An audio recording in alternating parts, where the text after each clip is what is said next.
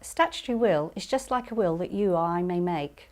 The only difference is that it's made on behalf of a person who doesn't have the level of understanding required by the law, perhaps due to a serious brain injury or illness such as advanced dementia, and they don't understand things such as what a will is and the effect it has, how much money they have or what property they own, how making or changing a will might affect the people they know.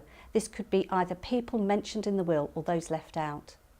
The permission of the Court of Protection may be required to make a statutory will. Once this has been granted, a formal application needs to be made to the court. There are a number of exceptions where this authorisation isn't necessary, which includes a Court of Protection appointed deputy who can make an application directly. The application process is a long one and involves completing a number of forms as well as providing detailed personal and financial information, a family tree, full details of the proposed will, including the effects of inheritance tax, and an explanation of what would happen according to the intestacy rules if there wasn't a will. A medical certificate concerning the person's testamentary capacity, that is, their legal ability to make a will, is also required. The process often takes at least 6 months from start to finish. However, if it's urgent and the person that the will is for is either seriously ill or has a limited life expectancy, it can be completed much sooner.